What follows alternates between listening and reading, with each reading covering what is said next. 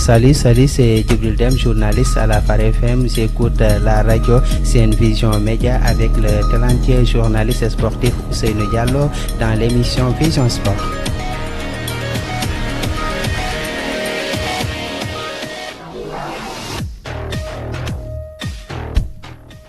asalaamaaleykum mbokku auditeurs yi mbokku internet yi dal leen jàmm ci seen rajo Sen Vision Média di bàyyeekoo fii ci Parcelles Assainies comme niñ koy defee saa su ne dimanche waxtu bi nii taxusaan bi ñu leen di digtal seen émission bi di Vision Sport ngeen ci ànd ak ci micro bi Ousseynou Diallo mu ci ànd ak ay naataangoom yi ci mel ni Ilimane Ladiane ak Dominique Diatta ci technique bi ñu ciy am Hamidou Pouy di déglu nag. dimanche bi passé xam ngeen ak taw bi rek moo taxoon émission bi mujj woon am kon les tuuti ñu yaatal lu ñu war a waxtaanee tey.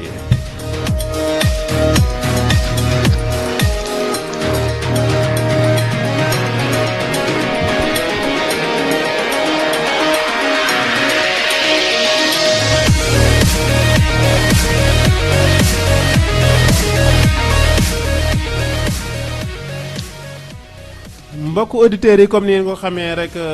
tey moom dañuy tàmbali tuuti waxtaan ci wàllu problème bi nga xam ne amoon na ci diggante Tëngéej FC ak fédération bi ci ñàkk déggoo bi nga xam ne doxoon na seen diggante tamit ak Génération Foot doon xool kan moo war a dem représenter Sénégal ci Afrique suñu noppee ci loolu dinañ wax tuuti ci résultat championnat yi nga xam ne commencé na door na fu mu nekk nii lu ci mel ni Angleterre ak France.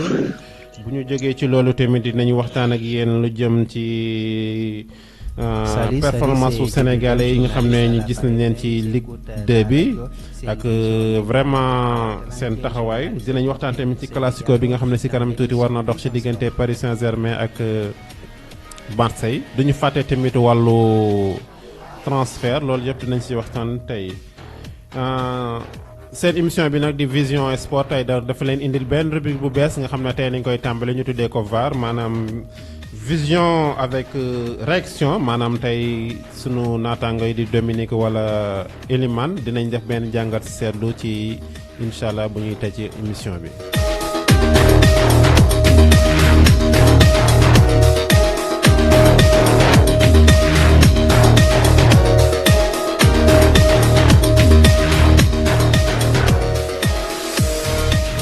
Vous écoutez Sen Vision Média au Sénégal et partout dans le monde.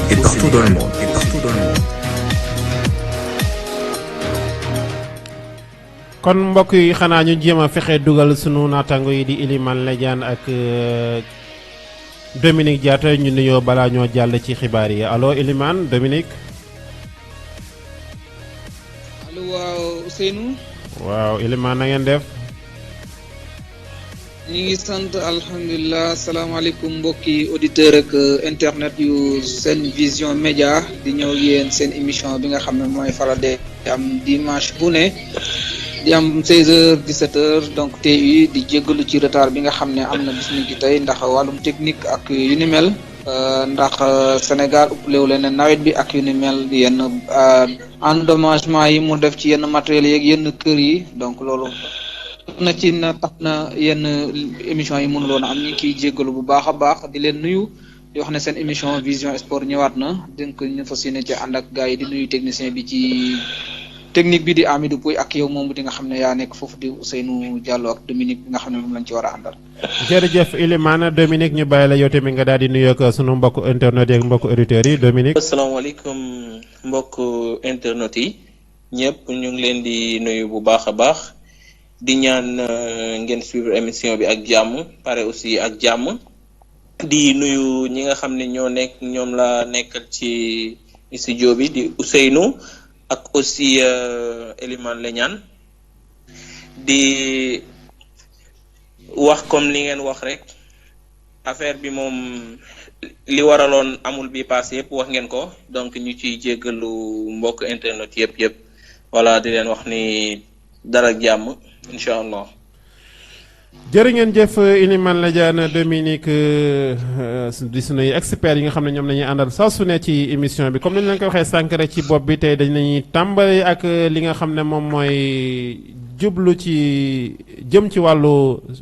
champion Sénégal xam ngeen ne léegi daanaka leer na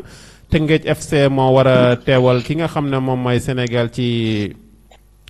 Coupe d'Afrique yi léegi daal jàngat seet yooyu nañ bëgg a tey tàmbale ko ak sunuy technicien ñu wax ñu seen xalaat réeroo yi nga xam ne jotoon na am ak fédération bi ak Génération Foot Elimane.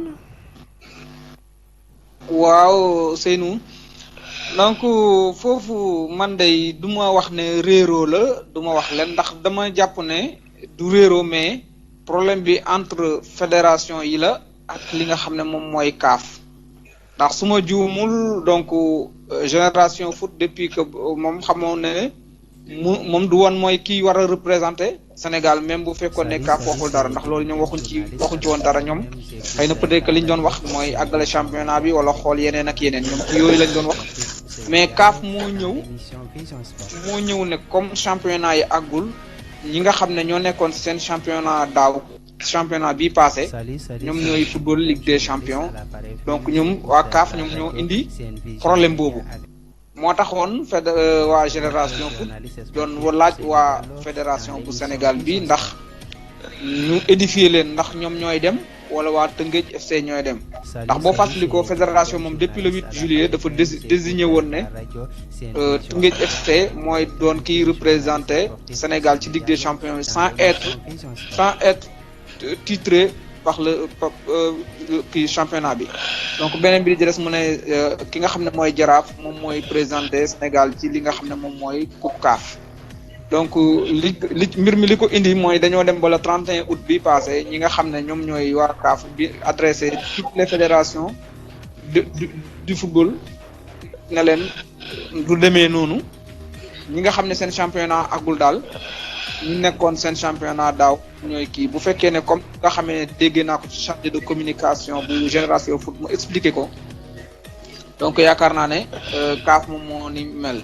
mais problème bi li ko gën a aggravé mooy donc waa fédération dañoo amoon ak benn problème ak benn antécédent ak ki nga xam ne mooy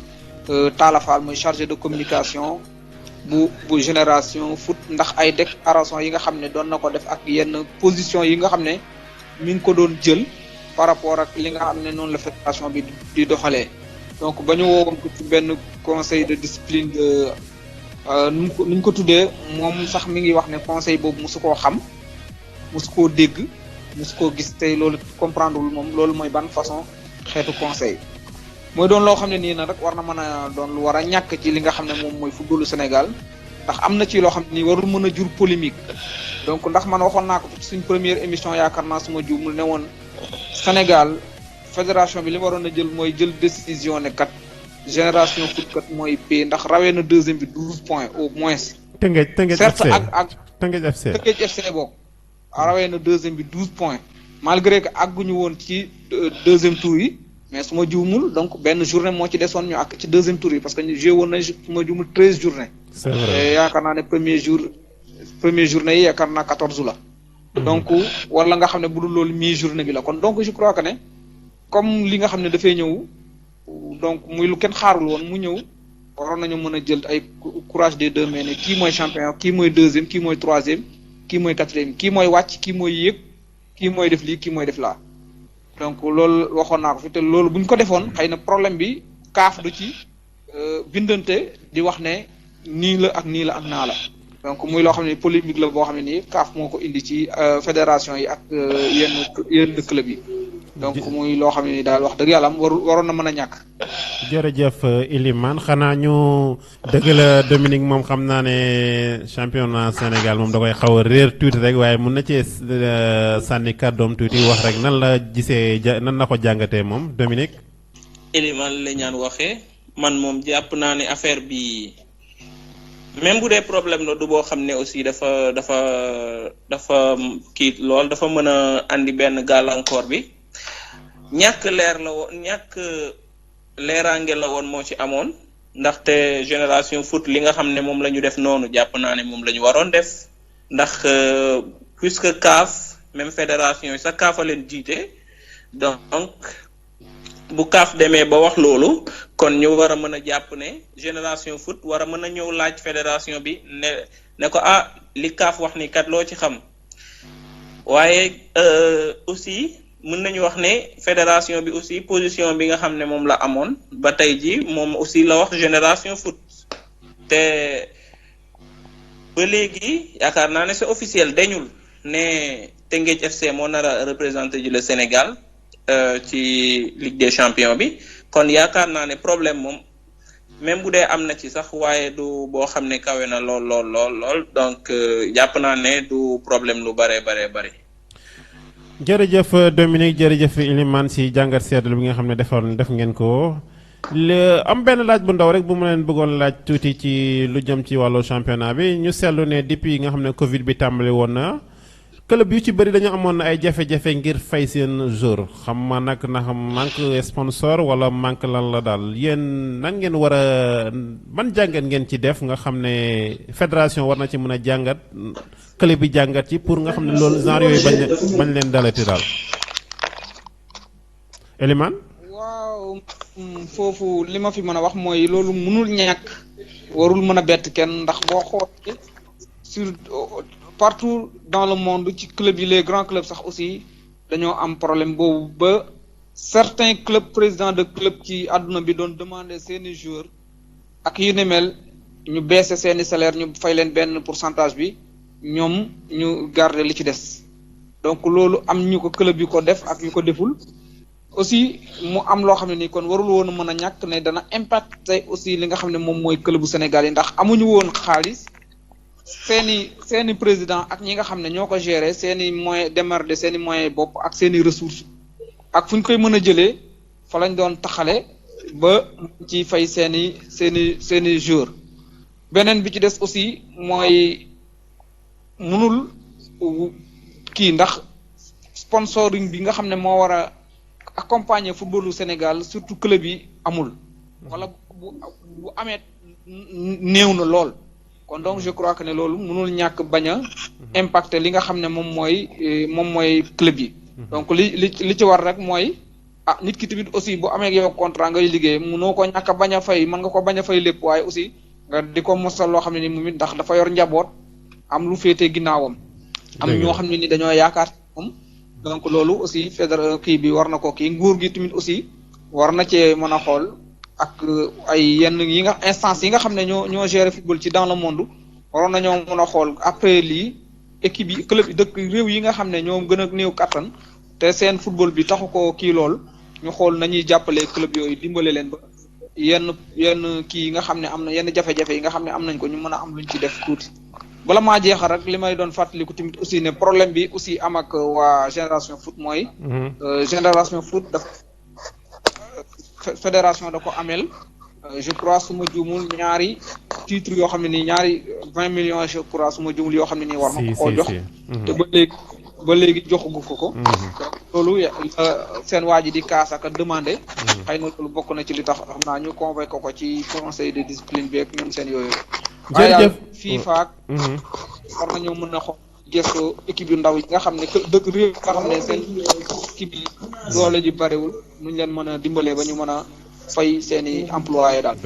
jërëjëf Ilimane xam yow nag wala Dominique am na ko ci def tuuti bruit rek Dominique allo Dominique. waaw Dominique yow ci côté boobu lu ma la ci bëgg a laaj tuuti mooy jafe-jafe bi nga xam ne club bi amoon nañ ko ngir fay seen joueurs yi ci jamonoy Covid bi dama la bëggoon laaj tuuti rek ndax est-ce que nekkul ñun dañoo tàmbali professionnalisme prématurément te fekk club yi kii wuñu daal côté aspect financier bi parewuñu. waaw man de yaakaar naa ni wax dëgg yàlla professionnalisme bañ ko tàmbalee man jàpp naa ni tàmbali bu baax la ndaxte. ba ñu amee indépendance aussi ba léegi dafa yàgg te boo xoolee yaakaar naa 2009 xaw ma 2010 la ñuy doog a am ligue professionnelle donc yaakaar naa ne professionnalisme bi ci jamono ji nga xam ne moom lañ ko tàmbalee baax na waaye kay li ci affaire bi mooy 10 ans après au minimum 10 ans après ñu ñëwaat di gis genre problème yii nii nga xam ne moo fi am ay entraîneurs yoo xam ne duñ leen fay ay joueurs yoo xam ne duñ leen fay certes mën nañu wax ne situation bii nii situation bu xaw a exceptionnelle la wax dëgg yàlla moo waral ba léegi nii joueurs yi ak yenn entraîneurs yi kenn mënul fexe ba fay leen waaye yaakaar naa ni moom bu même bu dee amoon na fi doon na am ay équipe yoo xam ne dañ doon toog ba du ñu am salaire waaye yaakaar naa ni professionnalisme bi nga xam ne moom la ñuy woote ci ligue bi yaakaar naa bokk na ci li gën a tax yenn joueurs yi di au minimum sa di fi toog tuuti nii ba léegi day waral ñu am tuuti même si bu fekkee duñ toog ba seen carrière jeex waaye dinañ toog Sénégal tuuti ba monde bi gis leen voilà ñuy doog a dem donc jàpp naa ne affaire bi moom du affaire bu prématuré quoi. Professionnalisme bi. dëgg la jërëjëf Dominique jërëjëf Ilimane xanaa ñu dellu tuuti ak sunu technique bi rek balaa ñoo jàll ci championnat européen yi ñu ko war a tàmbale ak championnat Angleterre. Sen Vision Média avec le talentueux journaliste sportif Ousseynou Diallo dans l'émission Vision Sport.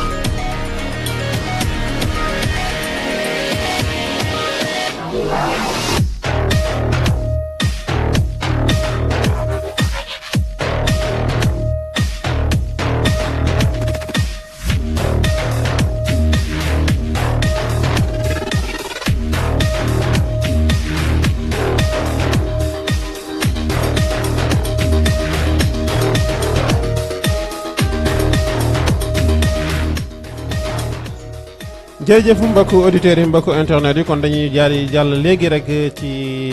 résultat championnat Angleterre bi nga xam ne tàmbali na ci ay bés bi ñu génn nii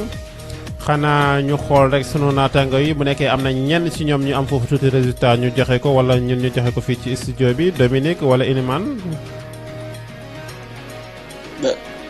allo bu fekkee ne Dominique joxe ko. en tout cas championnat Angleterre. waaw donc commencé na seen tukki donc résultat yi nga xam ne jot na fee am mooy Leeds nga xam ne day soog a yéeg moo ko Liverpool ñoo doon daje. Liverpool dóor ko 4-3 donc kii di Arsenal moo ko Fulham bi nga xam ne aussi day soog a yéeg day dafa ñëwaat ci ligue Premier League bi moo ko dóor 3-0. ñu remarqué ci ne Aubameyang dellusiwaat na fee tamit aussi ñu remarqué ne mooy Salah mooy équipe mooy africain wala joueur bi njëkk a def triplé ci mooy africain bi njëkk a def triplé ci championnat ndax bu ñu fàtte ne kii def na triplé ki nga xam ne moom mooy Hollande bi donc mooy ki njëkk a def triplé ci championnat yi. moom mu ñëw dolli ko. li ci des mooy ki nga xam ne mooy Crystal Palace bu Cheikh Kouyaté dafa gagné 1-0 match Manchester City. dañ ko reporté match Manchester United aussi dañ ko reporté donc ndax dama yaakaar ne comme niñ ko defee mooy Ligue des champions yi ñu doon football ak Europa League bi moo tax ñu prolongé leen seeni vacances bi ñu mujj gis mooy Tottenham ak Everton dañoo def match nul woon 0-0 xëy na après Ousseynou dina ñëw résultat final bi fan la mujj ki nga xam ne mooy Chelsea moom suba lay football donc ak équipe yi ak ban kii yéegaat dañ ko dóor 2-0 mooy Newcastle aussi dafa gagné match am 2-0 donc muy yi nga xam ne mooy résultat yi nga xam ne jot nañ ko fee amandi donc su fekkee ne am na yu ñu war a complété Ousseynou dana ko complété mais loolu mooy yi nga xam ne jot nañ ko suivre. jërëjëf Ilimane xanaa ñu taxaw tuuti rek def benn jàngat seetlu ci équipe bi nga xam ne ren ñoo yëkk championnat Angleterre ku ci mel ni Fulham ak Leeds United daanaka boo xoolee ay équipe yi nga xam ne ci Big Four bi nañu bokk ñoom ñoo leen dalal ba pare daan leen ku ci mel ni Arsenal ak Liverpool. Dominique. waaw ni nga ko waxee dëgg la ay ñoom ñaar ñëpp kenn ku ci nekk ci ñoom kii moo jëloon premier Liverpool moo jëloon championnat bi kay aussi jëlul championnat bi sax waaye moo jëloon seen FA Cup bi donc moom day représenté ci Angleterre ci Europe kon mën nañu wax ni ay équipe yu mag ñoo leen dalaloon kon logiquement aussi ñoom ñoo leen dóor certes mën nañu wax ni match Liverpool bi moom match bu neex la woon ndax 4-3 moom match bu mu am moom match bu neex la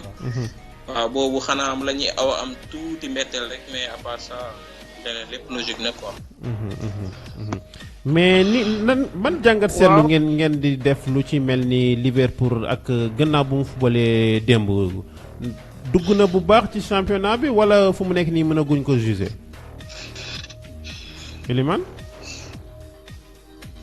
waaw Ousseynou man moom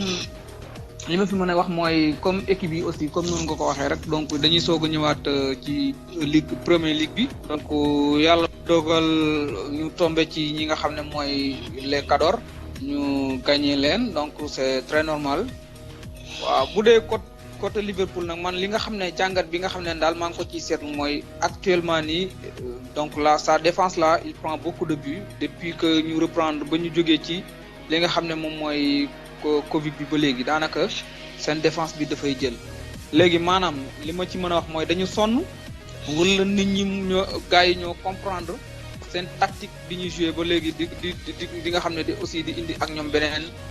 beneen tactique mais daal liñ ci mën a seetlu daal mooy depuis ba nga xamee ne Covid bi ñëw na fi ba passé ba ñu reprendre at défense Liverpool bi dafay jël de trop attaque bi ñi ngi dugal mais défense bi mi ngi jël de trop léegi nag loolu moom dañu ko mën a jàppee ne joueurs yi ñoo sonn ndax dañoo noppalu ndax aussi boo xoolee ko ci mel ni Van Dijk pratiquement donc bu blessé wul rek match yëpp da koy football ak yeneen joueurs yi nga xam ne ñoom lay ànd ak ci défense bi aussi même chose donc ma jàpp ne aussi Liverpool foofu noonu war na mën a xool yeneen i joueurs yoo xam ne ni am nañu compétence ak capacité di mën a remplacer ñi nga xam ne mooy ñu mel ni ay Van Dijk ak yooyu des fois ñu di leen di noppal parce que aussi nit ki dana toll foo xam ne nii rythme bi surtout rythme bi mel ni Angleterre nga boole ceeg Europe day métti goo xam ne nii à la fin mën nga lâcher te donc loolu dafay baax nga am ko ñoo xam ne nii derrière eux bu ñu toogee ñooñu boo leen dugalee sa xel dina dal mais damay nuru ne Liverpool amut loolu da koo manqué ci surtout ci côté défense bi manqué na ci lool ndax Joël Matip moo fa nekk ci ñi nga xam ne ñooy war a jouer axe bi kooku ci blessure la nekkoon donc yaakaar naa ne xëy na war na wër ak ki nga xam ne moom mooy Joe Gomez ak Van Dijk ñetti axe yooyu lañ ko xamal te ñeent amoon na ko jaay na ko donc muy Lovren kon donc je crois que ne war na mën a xool beneen comme paire défense centrale boo xam ne ni ak latéral droite boo xam ne ni ku ci mel ni war na mën a remplacer Arnold pour que ñu leen di noppal mais daal di jël jamono ci biir moom bari na. Dominique ak Elimane xanaa ñu jox leen yenn résultats yi nga xam ne nag moom moo fi rot sànq léegi nii Leicester moom daanaka daan West Bromwich 3-0 da ko fekk ji nag dóor ko 3-0 Everton muy surprise bi moom dafa fekk ji tamit Tottenham daan ko 1-0 ci dara foofu il faut ñu def ci taxaw tuuti def ci benn jàngat seetlu Everton ren bu ñu seetloo def na ay recrutement yu am solo ba mën a dem fekk ji dëgg la championnat bi soreegul waaye daanaka amagum na ndam bu am solo daal Dominique. waaw dóor na Tottenham comme ni nga ko waxee muy lu am solo ci entraîneur bi am solo aussi ci équipe bi ndaxte dóor Tottenham moom du mën nañu wax ne du lu jafe lool aussi waaye du lu yomb it lool waaye kenn la ci équipe yu mag benn la ci équipe yu mag yi donc victoire bi moom bu ko continuer ni Everton ak ay recrues yi nga xam ne moom la def mën nañu yaakaar ne daal championnat Angleterre daal mën naa neex lool jàpp ma ne dina bokk ci Big Four bi waaye yaakaar naa ne daal bu góorgóorloo mën naa mu bokk ci ñi nga xam ne ñooy qualifié ay Europa League ak yooyu noonu quoi. Elimane daa am loo fay bëgg a sànni tuuti ci résultat yu rot yi léegi nii. waaw non loolu moom damay wax ne boo xoolee ku ci mel ni Everton ak yu ni mel en général match yi demee noonu da koy faral di def te aussi bu ñu fàtte na aussi championnat Angleterre noonu lay demee. équipe bi nga xamee ne moom lañ supposé moo gën a faible des fois dafay ñëw. gagné ki nga xam ne moom la ñu wax ne moom mooy le grand. donc loolu dafay faral di am ci championnat Angleterre lu bari wala bu la gagné wul it pour nga gagné ko c'est tout un problème. donc loolu moom kii na ci mais bu dee wàllu Tottenham day doon équipe boo xam ne ni moom comme ni ma ko mën a tuddee dollar la. day yéeg a ko wàcc. day mën na baax suba mu ñëw indi leneen donc équipe yooyu Everton moom wax dëgg yàlla moo ko équipe yi nga xam ne moom ñoom la ñuy tuddee Big Four en général buy dajeek ñoom donc match yu métti lay football ak ñoom donc boo xoolee daaw moom Manchester ay match yu métti lañ football donc genre yooyu donc ñoom dañuy créer mag ñi ay problème ndax xam naa li ñu leen di wax ñoom ñooy les faibles xëy na mooy tax ñuy gën a am kii pour mën a rivaliser ak ñoom muy entame bu baax parce que aussi première journée nga gagné ko loolu aussi dafay dalal xel dafay baax dalay gën a may courage ak ambition ak envie nga gën a mën a nekk ci biir championnat bi te loolu dafa bokk lu neex lu am solo ci championnat Angleterre waaye nag dañu fàtte ne championnat Angleterre ci décembre la daan ci la lépp di leer donc début bi moom mën na kii mais boo demee ba ci décembre nga xam ne ñu ngi ñëw ci Boxing Day bi foofu la carte gi di commencer leer donc di wax ne début nag moom gagné moo ci dàq. D'accord ok jërëjëf xanaa ñu dellu tuuti ci technique bi balaa ñoo jàll ci championnat bi di championnat France. Salut, c'est Djibril Dème, journaliste à la Phare FM. J'écoute la radio Sen Vision Média avec le talentueux journaliste sportif Ousseynou Diallo dans l'émission Vision Sport.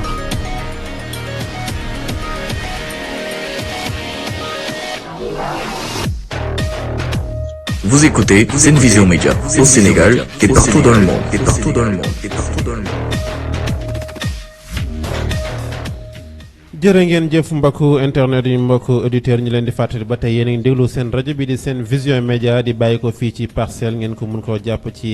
Zeno rajo. kon championnat France ñoom daanaka dawal nañu seen ñetteelu journée di 3e journée bi xanaa ñu jéem a xool sunu naataango yi bu nekkee ñoom mun nañoo joxe résultat wala ñun ba tey tamit ñu joxe ko rek Dominique. Elimane joxe ko. ma joxe ko fii. waaw foofu daanaka mun nañoo ne kii di Lens moom daanaka daan na kii di Lorient ñetti bal ci ñaar kii di Fona noonu la de kii allo. waaw Bordeaux ak Lyon ñoom dañoo def match nul 0-0. Montpellier daan Nice ñetti bal ci benn Saint-Étienne daan Strasbourg ñaari bal ci dara. Lille daan Metz bu Habib Diallo benn bal ci dara Angers daan Stade Reims benn bal ci dara Dijon tamit moom Stade Brestois moo ko fekk si daan ko ñaari bal ci dara foog naa résultat yi daal yooyu ne moo fi amagum tey ci kanam tuuti nag war nañoo mën a am résultat bi di ki nga xam ne bon en fait Lens tamit moom nu mu lañ ko waxee sànq dafa fekk ji Lorient daan ko ñetti bal ci ñaar. Stade Rennais moom tamit bu mbay ñaa nga xam ne gisaguñ ko ren moom dafa daan Nîmes ñeenti bal ci ñaar Nantes moom Monaco bu Diao Baldé Keita moo ko fekk moo ko dalal ba pare daan ko ñaari bal ci benn si kanam tuuti ñu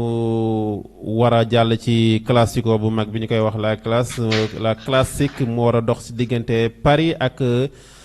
Marseille gars yi suma gars yi na ngeen jàngatee résultats yi foofu championnat France bi ak su rawatina performance bu Lens ak bu Rennes.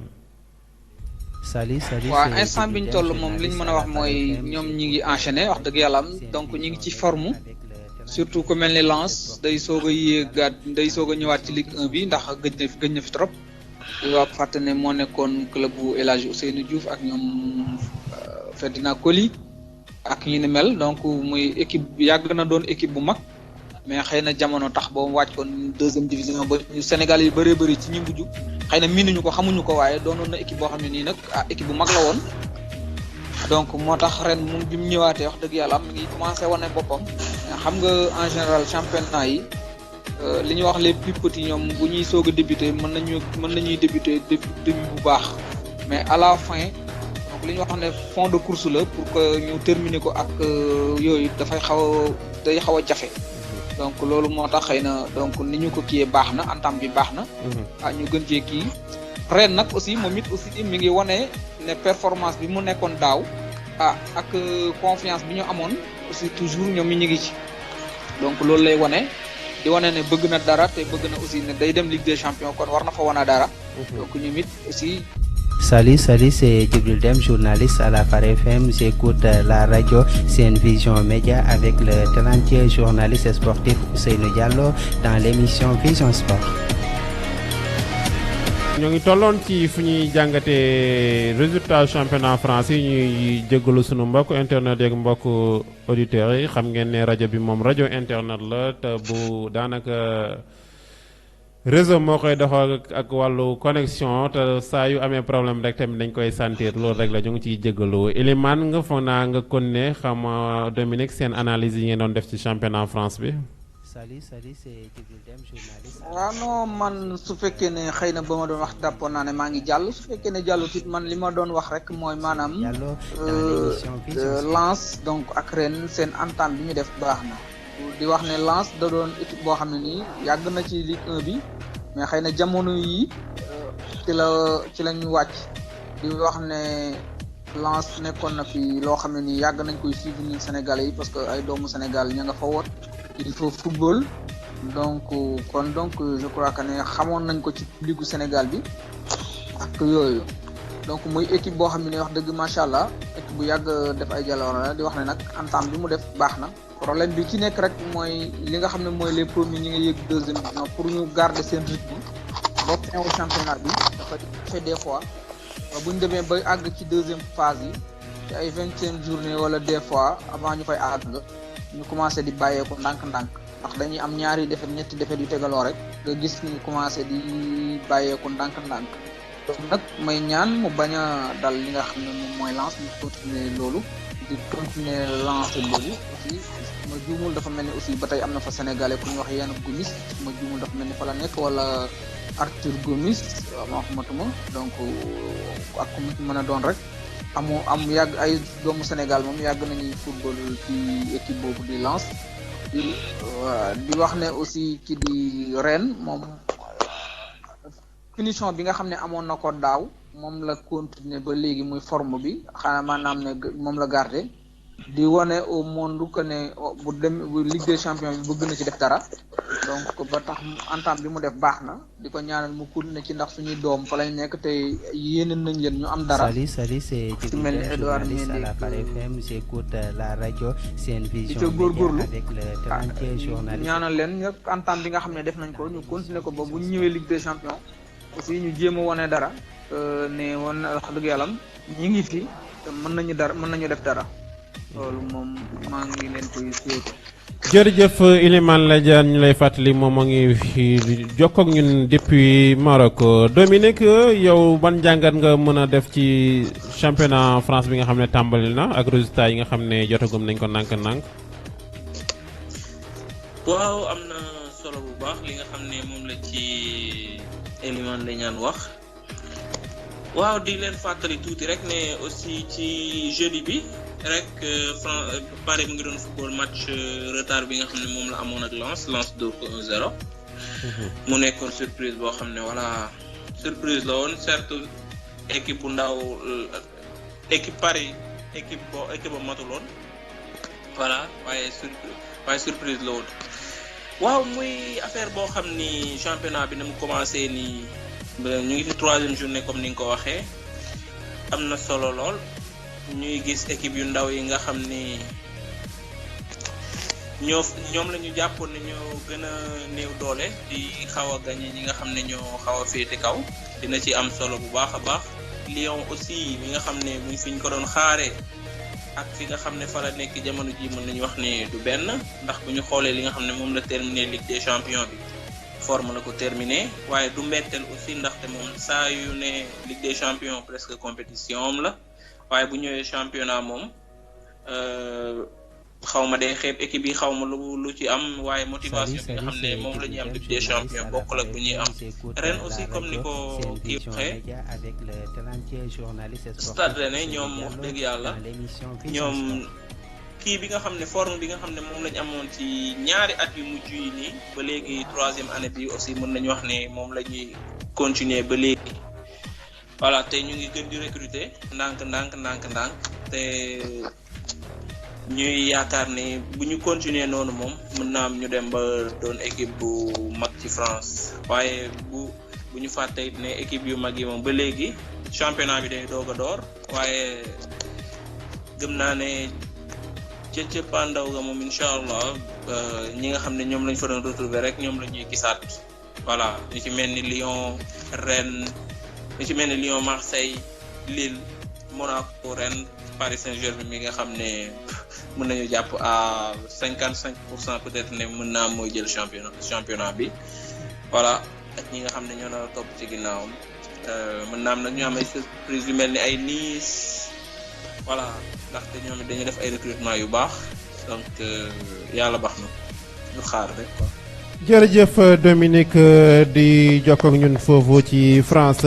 léegi nag xanaa ci championnat France bu match bu am solo bi tey bu gën a am solo daanaka ci kanam tuuti rek la war a dox ci diggante Paris ak Marseille muy classico bu nga xam ne daanaka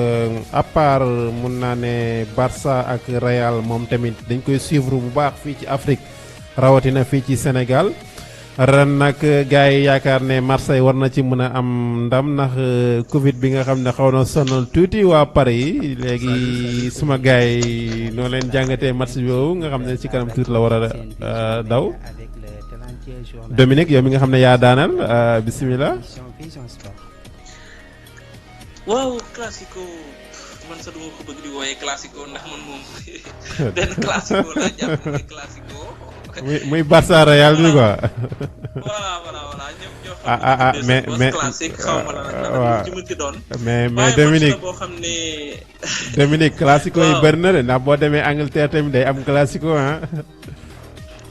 waaw Angleterre mais benn daal moo ci classico bu pur daal benn la ci. waaw mooy moom la ñu mën a woowe hyper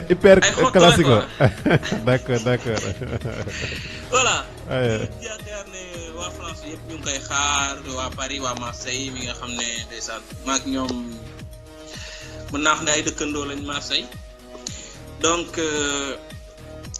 ñu ngi xaar match boo xam ne yaakaar nañu ne dina doon match bu war a mën a neex ndaxte même si Paris xam nañ ne jamono ji manqué nañ ay joueurs yu bare bari waaye ba démb rek maa ngi dégg ñu ne mën na am ñu ne Neymar ak Navas entraîné nañ vendredi passé kon mën na am tey aussi ñu mën a am chance jouer donc ñooñu bu ñu jouer ñu yaakaar ne match bi war naa mën a neex ak Marseille bu ñu fàtte ne ba ñu dóoree kii Ligue des Champions Marseille doon nañ leen ñaawal yu métti ci mel ni Dimitri Payet voilà moom lañ ci gënoon a ràññee ci joueurs yi ci ñaawal yi ñu doon ñaawal Paris donc mën nañu jàpp ne yooyu yëpp mën na doon loo xam ne tey dina am ci match bi mën nañu jàpp ne peut-être tension mën na ci am tàng joueurs yi mën nañoo tàng wala yooyu noonu waaye biir Paris lañ koy footballé aussi Paris dina am motivation boobu certes mën nañu wax ne presque à huis clos la ñu football ndax 5000 supporters kese lañ leen permettre ñu am ko. donc mais match bi yaakaar nañu ne daal dina xaw a neex quoi dina xaw a neex même si Paris xaw naa wàññeeku tuuti waaye man moom wax dëgg yàlla Marseille laay ñaanal mu dóor incha allah pronostic 2-1. waaw sama waay de tëddeel njaaxanaay waay dégg nga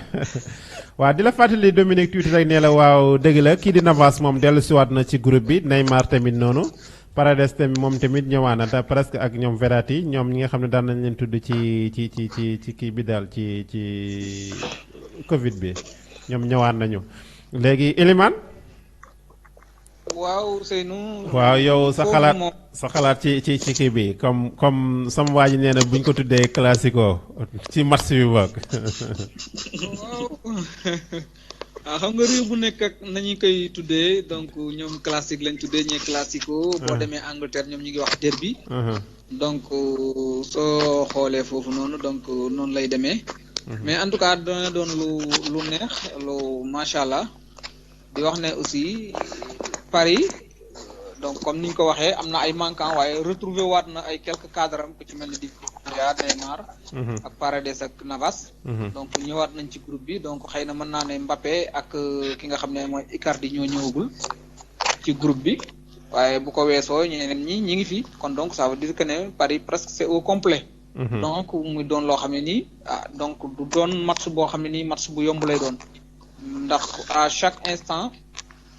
maanaam Paris moom matcham ak Marseille du doon lu yomb waaye au finish da ngay ko gis ne Paris moo koy gagné donc dama xamul nag loolu wàllu mental la wala wàllu psychologie la mais en tout cas depuis quelque temps daal donc match bi day neex lool Marseille yi dañuy entamer match bu dañ koy entame bu baax mais au finish da ngay ñëw Paris da leen di dóor te surtout ay score la leen di dóor donc mi ngi noonu daal en tout cas li nga xam ne daal xam na daal bu fekkee ne Paris donc défaitu Ligue des Champions bi ak déception biñ ci am ak yu ni mel yooyu su leen découragé wul match su leen bàyyee daal war naa ne match bi war nañ cee mën a génn ak victoire comme ñooy recevoir te seeni joueurs yi nga xam ne manqué woon nañ leen ñëwaat nañ surtout ci mel ni Di Maria nga xam ne wax dëgg yàlla bu manqué ci Paris rek dafay feeñ donc par ay passam ak ay coup franc ak yooyu dafay doon loo xam ne nii dafay feeñ ci Paris donc maa wax ne buñ seen rythme bi ñu terminé daal buñ ko ñëwaatee xëy na mën nañu gagné Marseille yow daanaka moom suñu déggee sa wax daal daanaka jox nga daanaka Paris victoire daal te demaguñ fenn. waaw pratiquement parce que soo xoolee nag moo avantage am moom mooy loolu parce que boo ko xoolee match yi ci ëpp ba day comparé liñ dajee yëpp. pratiquement ci pourcentage bi Paris moo ëpp lu mu gagné. 2011 la ko Marseille gëj a dóor. voilà mi ngi noonu ça veut dire que presque 10 ans yoo xam ne nii Marseille dóoru ko. waaw donc soit dañuy match wala bokk day dóor Marseille. te ay 2-0 3-0 4-0 koy dóor surtout à biir Paris. donc ak ñu jógee ci défaite jeudi. yaakaaruma ne danañ nangu amaat beneen défaite ci muy championnat bi ci 3 journées ñu am ci 2 défaites. donc yaakaaruma ne ñoom dinañ nangu loolu. donc gëm naa ne daal. Paris mën na koo kii xam naa nag Marseille. donc ak entame bi mu def aussi mën na am ne dina yomb te aussi ñoom ñu fàtte ne aussi. am nañ ay manquant ku mel ni Morgan Sanson waaw. donc aussi moom it du kii ndax da yaakaar naa ne daa mbir mi da ko laal. donc ak seen latéral droite bi le franco-sénégalais muy Bouna Sarr aussi moom it du bokk ci match bi. donc waaw jërëjëf Elimane jërëjëf Dominique si jàngat yi nga xam ne indi ngeen ko ci classico bi boog naa wax classico rek bu war a dox tuuti ci kanam ci diggante Paris ak Marseille nes tuuti ñu jàll ci performance quelques Sénégalais yi nga xam ne am nañ ko foofu ci France mu soxal wàllu Ligue 2 bi. FM j'écoute la radio Sen Vision Média avec le talentueux journaliste sportif Ousseynou Diallo dans l'émission Vision Sport.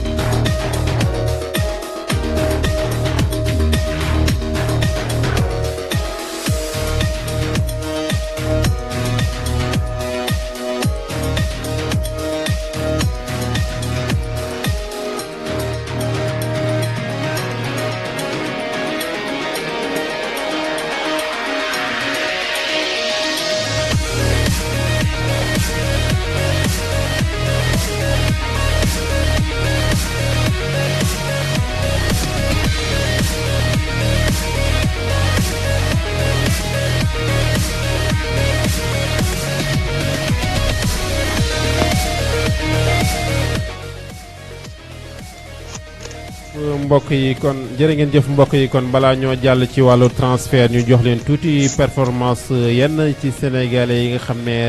ren dinañ leen gis bu baax a baax ci Ligue de France française bi ku ci mel ni kii di Jamal Thiaré moom presque championnat bi mu tàmbalee ba tey journée yëpp moo ngi gis camp yi. Salut. ku ci mel ni tamit Pape Ibnou Ba ngeen xam ne jaaroon na fii nga xam ne moom mooy Linguère championnat Sénégal moom tamit dellusi na ci championnat Ligue 2 bi moo ngi foofu ci France moom tamit vraiment performance am baax na trop. ak ki nga xam ne tamit mooy Mohamed Naam moom tamit vraiment ay performance am rafet na xanaa ci kanam tuuti ñu jàll ci wàllu transfert dañuy dem direct ak sa kii di Iliman mu jox ñu résultat yu mu jot wala rumeur yi mu am ci wàllu transfert rek Iliman. waaw Ousseynou donc ñu ngi lay nuyuwaat mbokki auditeurs yi ak internautes yi di wax ne waa wàllu transfert moom yi nga xam ne donc mooy yi nga xam ne gis nañ ne officiel na mooy bu mel ni Danny van de Beek bi nga xam ne mooy milieu terrain hollandais bi ban Ajax rejoindre kii di Manchester United donc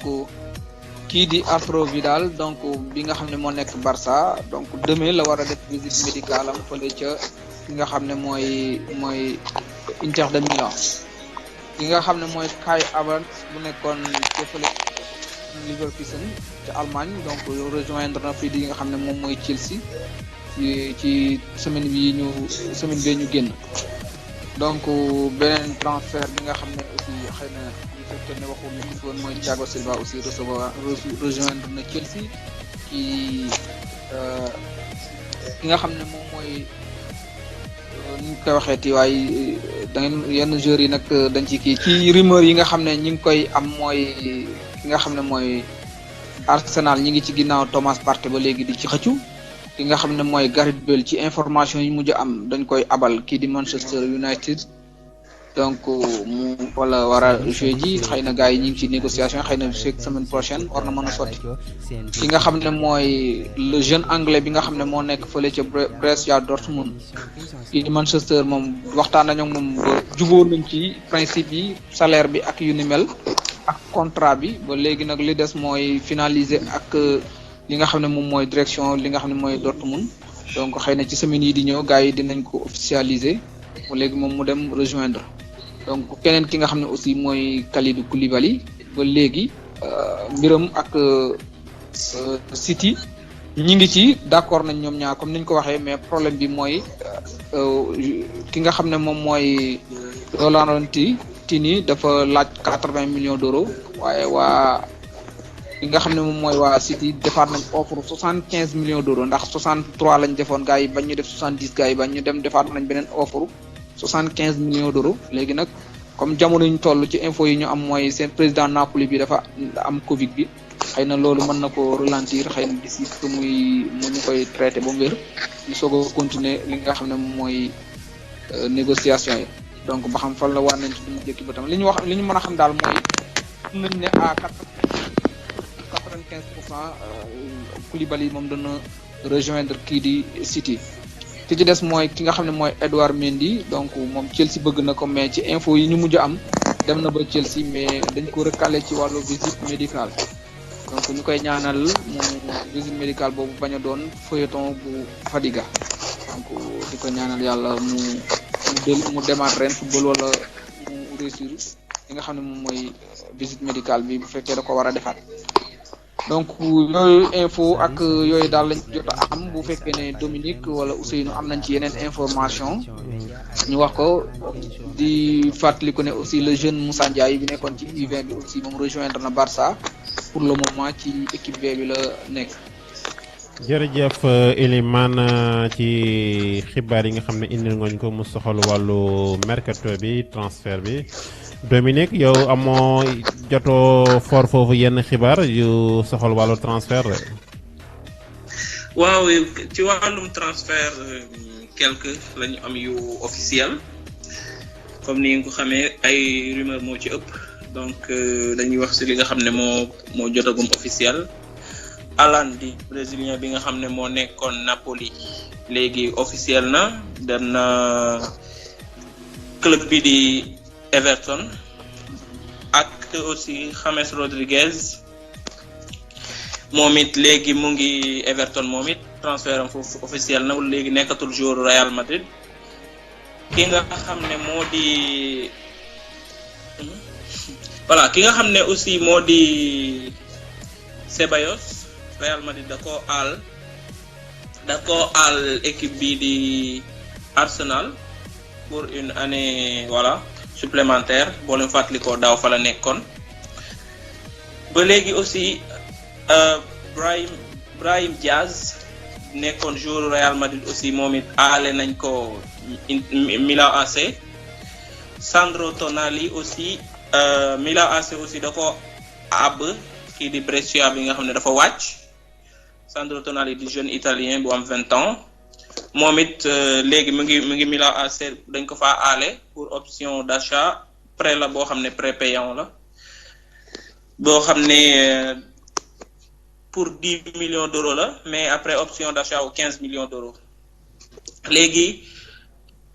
ci loolu aussi Abdoulaye Doucouré aussi di français boo xam ne Watford la nekkoon daaw moom ak Ismaïla Sarr moom it mu ngi léegi Everton boobu aussi bu officiel la voilà ginnaaw loolu yeneen yi ci des yëpp ay rumeur la donc nañu xaar ba beneen yoon incha allah pour ba bañ a jël suñu temps lool dinañ ko fi ànd ñëwaat. mooy Alexandre Fronzina bi nekkoon Italie googu aussi di latéral droit dafa abal nañ ko li nga xam ne mooy Paris Saint-Germain pour 1 an. jërë ngeen jëf sama gars yi Elimane ak Dominique xanaa balaa ñoo jàll ci suñu rubrique bi rek tudd VAR nga xam ne fan nañu war a daanale ñuy fàttali suñu technicien moo ñuy xamal ne 10 minutes rek moo ñu desee ne ko may ñu tuuti rek ñu daal di dugg ci defal ñu tuuti générique rek benn jingle bu ndaw rek ñu dugg ci suñu VAR bi.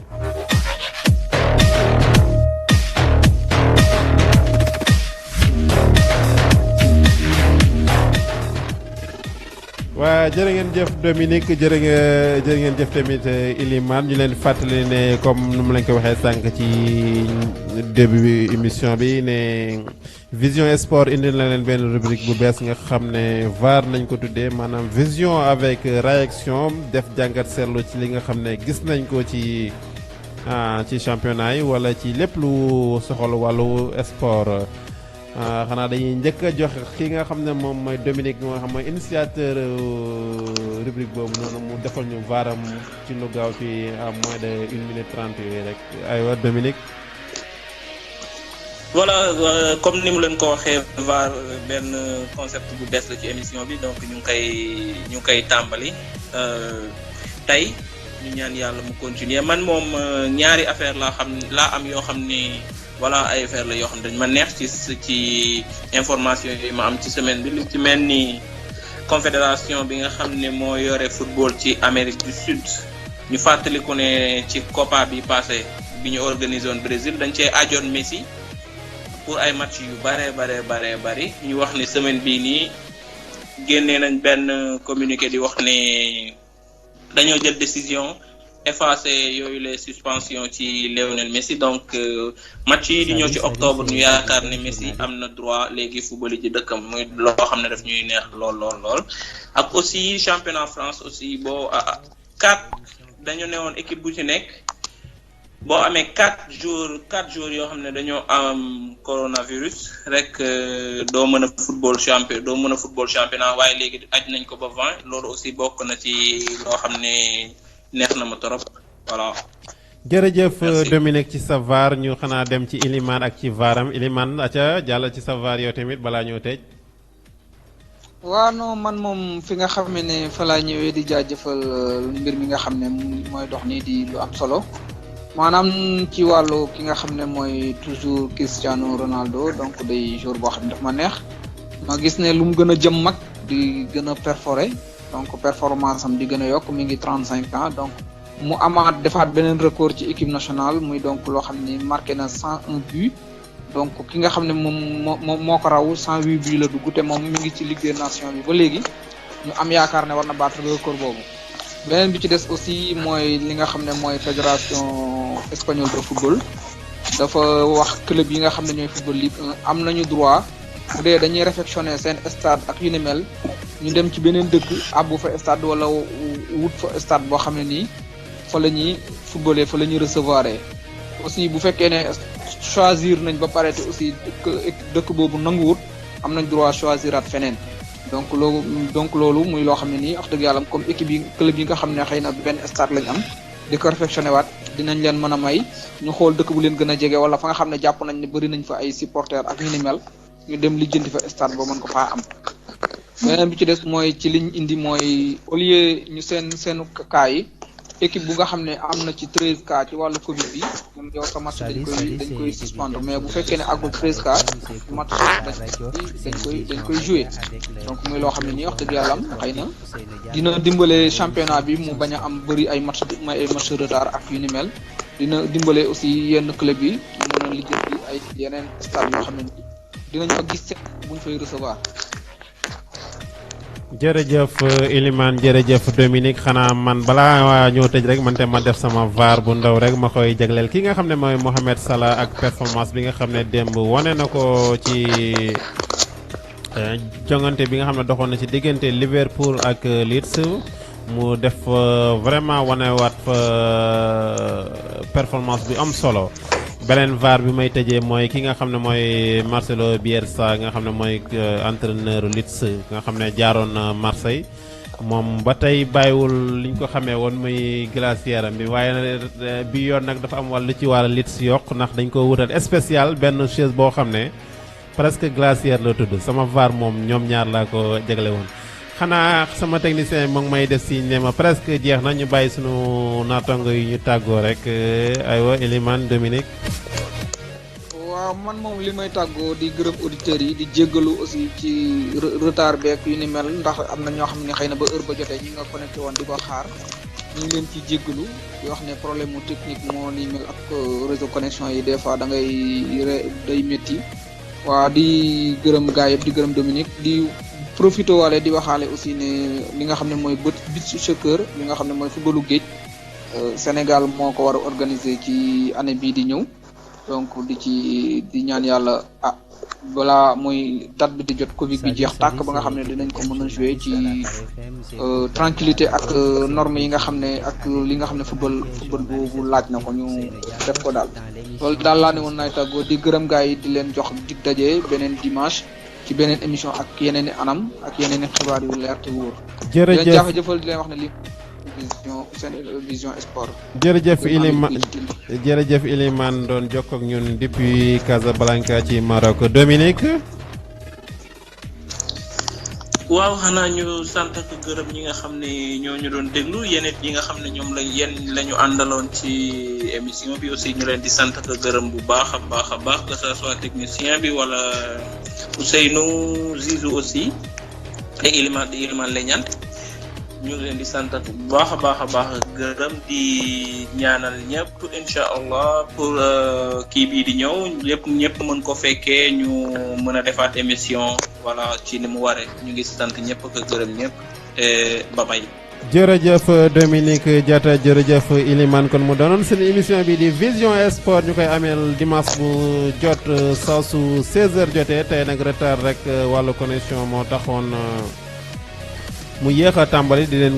gërëm di leen sant di wax ne suggestions yi critiques yëpp ñoo ngi koy xaar bu ñëwee rek ñu jéem à chaque fois xool nu ñuy gën a defaree émission bi jërë ngeen jëf di gërëm sunu technicien Hamidou Pouy kon ba beneen yoon dimanche incha allahu rabbi.